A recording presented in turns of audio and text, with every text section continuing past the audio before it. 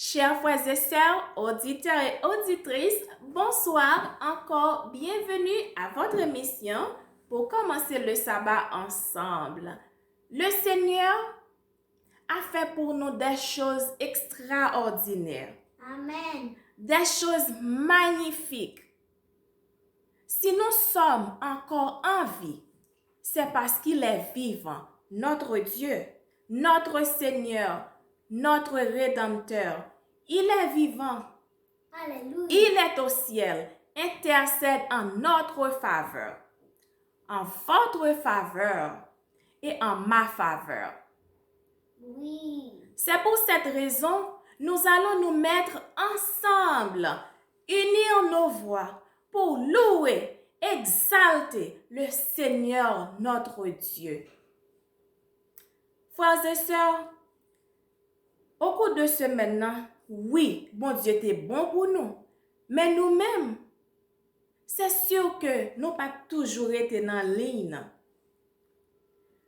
Nous péchons par pensée, par parole, par action, par omission et même par négligence.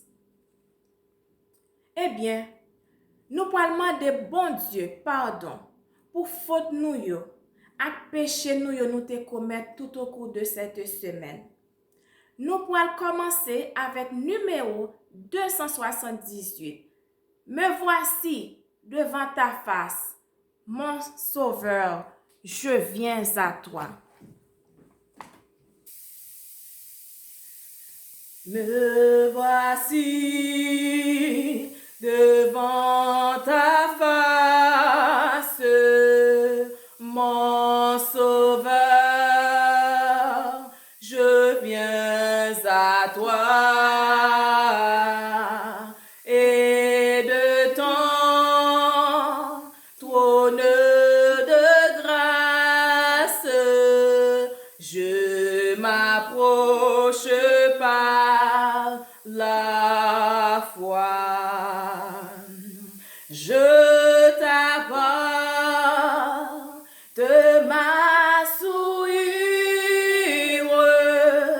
et toi gloire à ton saint nom. Tu laves mon âme impure, tu m'accordes ton pardon. Je t'apporte ma faiblesse, mieux que moi, tu la connais. Je t'apporte ma tristesse et tu me donnes ta peine. Mes soucis, tu les partages, tu prends sur toi mes fardeaux, du regard, tu m'encourages et tu guéris tous mes maux. Joyeusement nous saluons le saint jour du Seigneur. Avec bonheur nous adorons Dieu notre Rédempteur. Dans ta maison tous rassemblés, nous t'offrons notre cœur.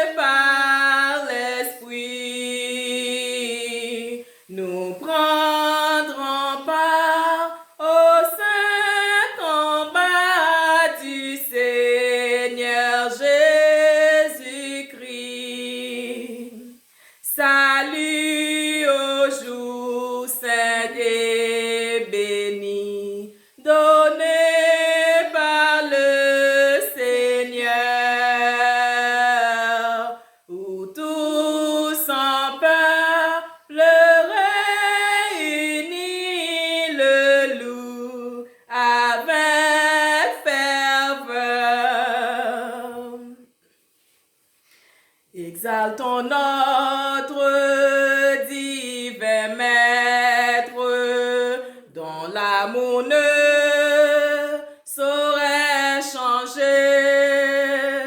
Il nous est doux de le connaître et de le prendre pour berger. Louons, louons le Rédempteur, notre Seigneur victorieux. Il nous donna le vrai bonheur et nous bénit du haut des cieux. Dans le péché, dans l'ignorance, nous vivions sans foi, sans espoir, mais il a vu notre souffrance et près de nous, il vint s'asseoir. Louons, louons le Rédempteur, notre Seigneur victorieux. Il nous donna le vrai bonheur et nous bénit du haut des cieux. Dans nos cœurs brilla la lumière, sa précieuse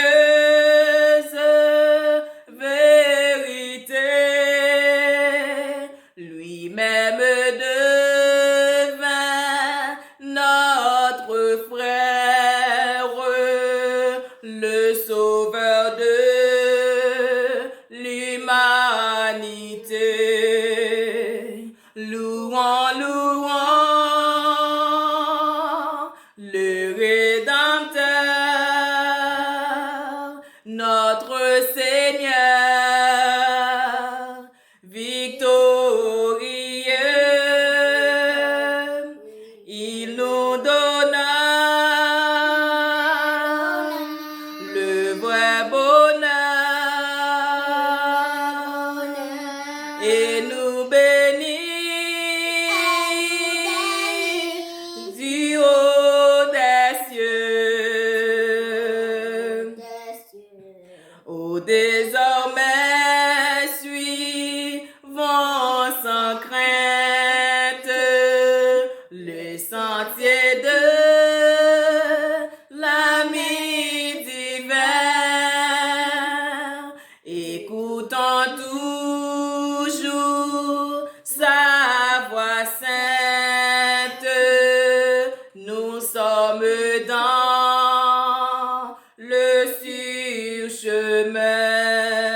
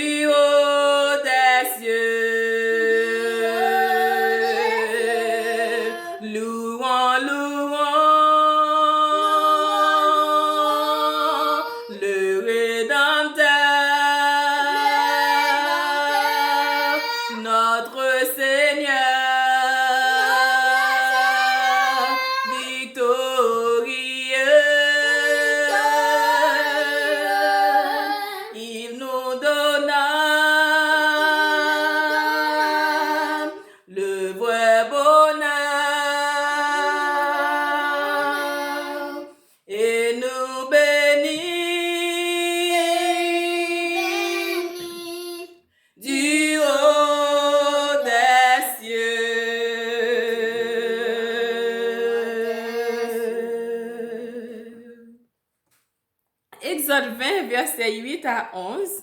Souviens-toi du jour du repos pour le sanctifier. Tu travailleras 6 jours et tu feras tout ton ouvrage. Mais le 7e jour est le jour du repos de l'Éternel, ton Dieu. Tu ne feras aucun ouvrage, ni toi, ni ton fils, ni ta fille, ni ton serviteur, ni ta servante, ni ton bétail, ni l'étranger qui est dans tes portes. Car en 6 jours, l'Éternel a fait les cieux, la terre et la mer et tout ce qui est contenu, et il s'est reposé le 7e jour. C'est pourquoi l'Éternel a béni le jour du repos et l'a sanctifié. Amen.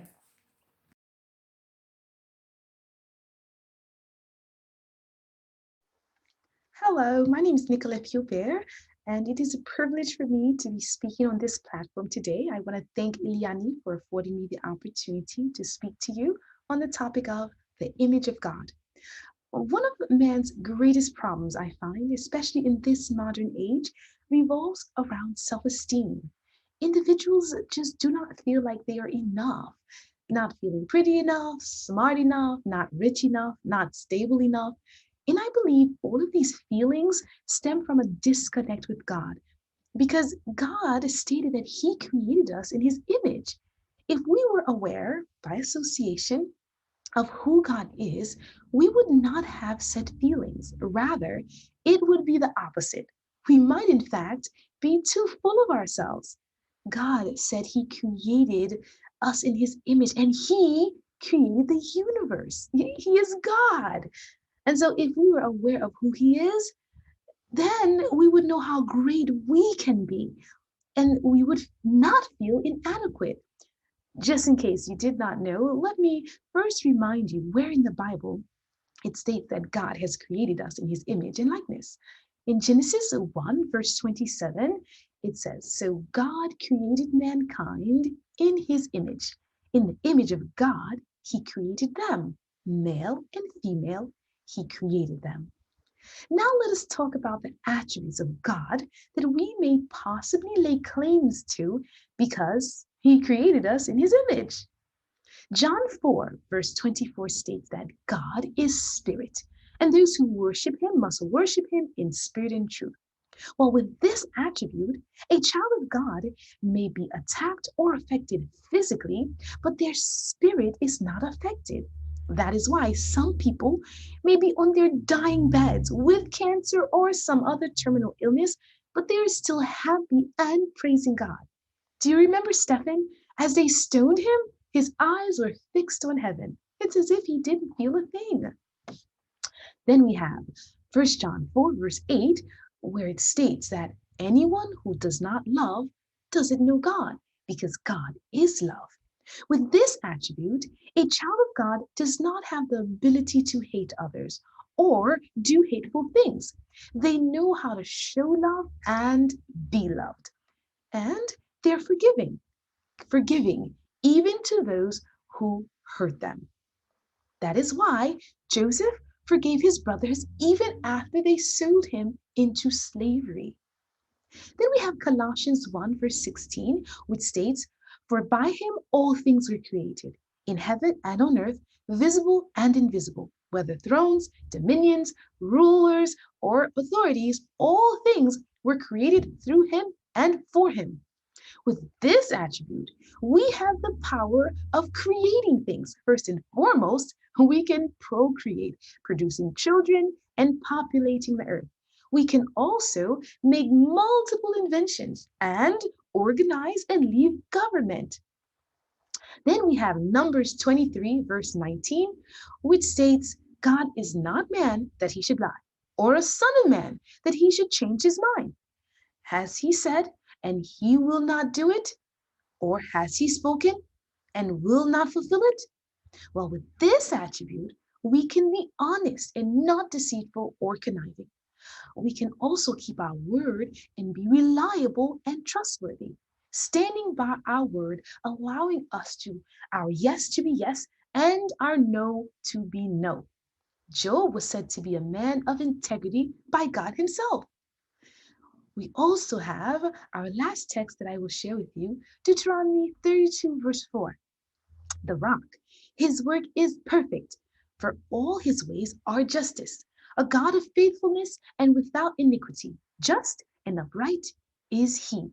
With this attribute, children of God cannot oppress others, nor can they stand by and do nothing while others are being bullied and oppressed. They are the voice for the weak and an advocate for the less fortunate. That is why Paul spoke out against Peter when he was being discriminatory against the uncircumcised Gentiles. There are many other verses and texts in the Bible that shows us who God is. And by reading them, we can see what kind of attributes we may be able to display ourselves. Because again, we were created in his image. So the great things that God can do, we can do. So now, the devil is the person who planted this seed of doubt about our capabilities and the thought of inadequacy in our heart and mind. The moment that he told Eve that she needs to defy God and she could be smarter and be capable of knowing good and evil that might even surpass what God was able to do, that showed she was not enough. And there was something wrong with her, and that she could even be better than God himself. From that day on, every single child of Eve is always looking to be bigger, better, faster than the next person because what they are is not enough. But is that true? Of course not. God has made us enough. Now, granted, we are not perfect, and it's okay to seek to be better, but you must first acknowledge the greatness that you are, right?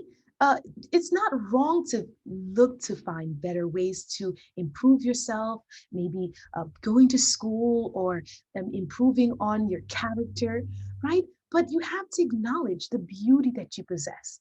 You have to acknowledge what God gave you. Not acknowledging that, to me, is a sin. So when you seek better, after acknowledging the greatness that you are, the good things that you possess, you are seeking God's help to improve on what he has already given you. Since Adam and Eve sinned, we have become tainted, and it's true, but our potential is still there. The only way we can see to being seeing what our potential is by reconnecting with God, by understanding who he is, what he has done, and then allowing him to show us the great things he has in store for us. When we seek to have a communion with him, the same way it was in the Garden of Eden, when he would come down and talk to Adam, he will then tell us about ourselves, communicate to us what he wants for our lives. And that is the way that we will become better. I know that you are a child of God and I am a child of God, but you have to claim it. We cannot allow the devil to show us anything other than that or to have us believe anything less than that. You and I are adequate. Why? Because we were created in God's image. And even we can be perfect because God said, be ye perfect as your heavenly Father is perfect. Again, another example of how we were created in God's image and we can imitate God. So, today, I encourage you to realize how great you are and how great you can be. Claim it in God's name and seek by his great grace to improve on whatever you like, whatever he deems is necessary. Thank you for listening.